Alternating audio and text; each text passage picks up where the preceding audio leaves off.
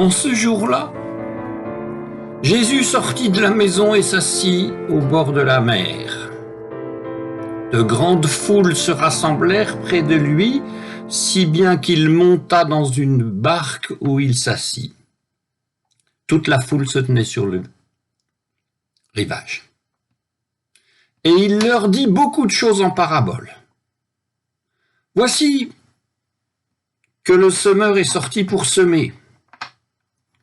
Comme il semait, des grains sont tombés au bord du chemin, et les oiseaux du ciel sont venus, et ils ont tout mangé. D'autres sont tombés dans des endroits pierreux, où il n'avait pas beaucoup de terre. Ils ont aussitôt levé parce qu'il n'y avait pas de terre en profondeur.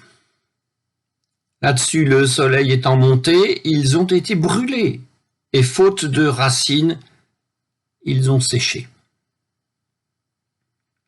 D'autres sont tombés dans les épines ont monté et les ont étouffés. D'autres sont tombés dans la bonne terre et ont donné du fruit, l'un 100, l'autre 60, l'autre 30. Entende qui a des oreilles.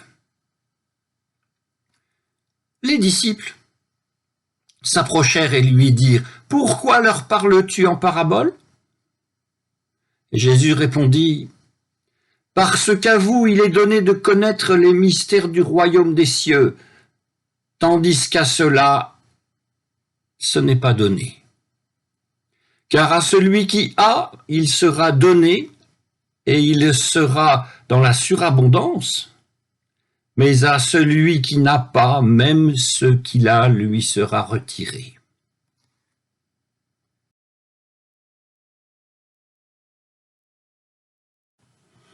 Et voici pourquoi je leur parle en parabole. Parce qu'ils regardent sans regarder, et qu'ils entendent sans entendre ni comprendre. Et pour eux, s'accomplit la prophétie d'Ésaïe, qui dit « Vous aurez beau entendre, vous ne comprendrez pas. Vous aurez beau regarder, vous ne verrez pas, car le cœur de ce peuple s'est épaissi, ils sont devenus durs d'oreille, ils se sont bouchés les yeux pour ne pas voir de leurs yeux, ne pas entendre de leurs oreilles, ne pas comprendre avec leur cœur et pour ne pas se convertir. Et je les aurai guéris.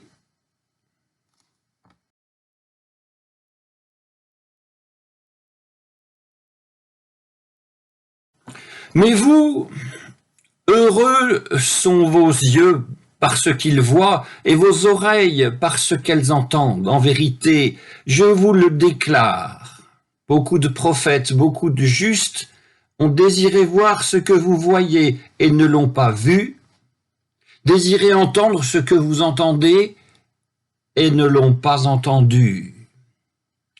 Vous donc, écoutez la parabole du semeur. Quand l'homme entend la parole du royaume et ne comprend pas, c'est que le malin vient et s'empare de ce qui a été semé. Tel est celui qui a été ensemencé au bord du chemin. Celui qui a été ensemencé en des endroits pierreux, c'est celui qui, entendant la parole, la reçoit aussitôt avec joie, mais il n'a pas en lui de racine, il est l'homme d'un instant. Dès que vient la détresse ou la persécution à cause de la parole, il tombe. Celui qui a été ensemencé dans les épines, c'est celui qui entend la parole, mais le souci du monde et la séduction des richesses étouffent la parole, et il reste sans fruit. Celui qui a été ensemencé dans la bonne terre, c'est celui qui entend la parole et qui comprend.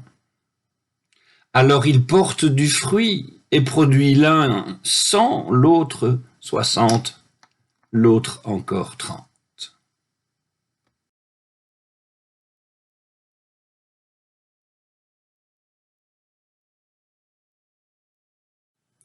Et voici qu'il nous est fait part de ce que Jésus disait bien des choses en parabole.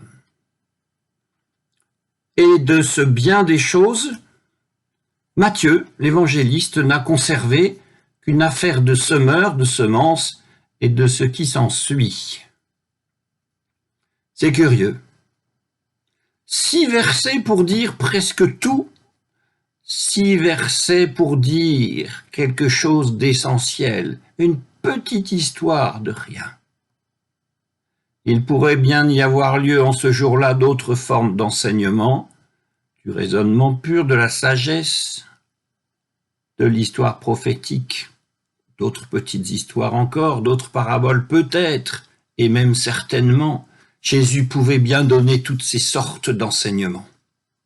Mais Matthieu ne conserve qu'une seule chose. Apparemment, voici le semeur est sorti pour semer, et ce qui suit, disons pour l'instant, la bonne terre, quoi. L'un 100, l'autre 30, et surtout, celui qui a des oreilles pour entendre, qu'il entende. Très bien. Qu'il entende, soit, mais qu'il entende quoi? Autant que je me souvienne, lorsque, petit enfant ou presque, les adultes m'ont donné un petit album intitulé « Le semeur », des images venaient illustrer la petite affaire agricole dont nous parlons et s'en tenaient à elle. Et je ne sais pas pourquoi ce souvenir m'émeut jusqu'à aujourd'hui. Peut-être est-ce qu'il y a quelque chose d'émouvant lorsqu'on s'en tient au plus simple, lorsqu'on se prononce en disant que la parole est là, dans ce premier et unique fragment, et dans le simple et très simple constat des graines, des sols, des fruits et no comment. Oui, celui qui a des oreilles entend qu'il n'y a rien à entendre. Et en entendant qu'il n'y a rien à entendre, le disciple, le lecteur, comprend probablement que tout ce qu'on ajoute vient, comme on dit, du malin.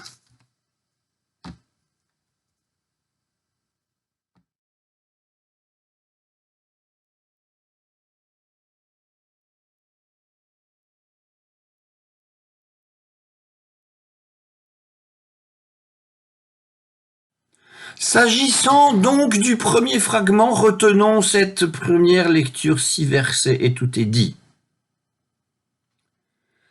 Tout aurait été dit, d'ailleurs, si les disciples de Jésus ne s'étaient pas mis en quête de quelque chose et s'ils n'avaient pas voulu faire valoir leur toute jeune science.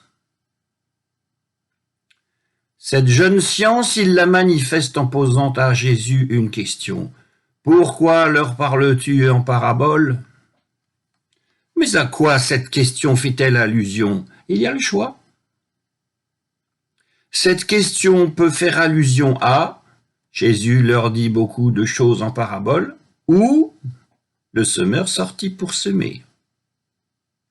Il est d'ailleurs très souvent considéré que le semeur est par essence même une parabole, l'essence de toutes les paraboles incarnées dans 6 versets. Pourtant, ça n'est pas du semeur qu'il est dit que c'est une parabole, mais d'autres fragments ou d'autres paraboles qui existent bien dans le récit, mais dont nous ne savons rien si ce n'est qu'il y en avait beaucoup, et portant sur beaucoup de choses. Ce qui nous fait nous demander s'il faut vraiment considérer que le semeur est une parabole, et si cela n'est pas, qu'est-ce que c'est? Je ne sais pas ce que c'est, mais cela me fait penser à un teaser, un dispositif coloré en bout de ligne, dissimulant l'hameçon et sur quoi le poisson va se jeter en se trompant bien sûr sur ce qu'il en est de cet objet. Mais sur quoi le poisson s'est-il jeté? Le poisson, disciple de Jésus, s'est jeté sur le semeur. Il a croché sur l'idée qu'il a, lui, disciple de Jésus, une compétence et une connaissance meilleure que celle du peuple.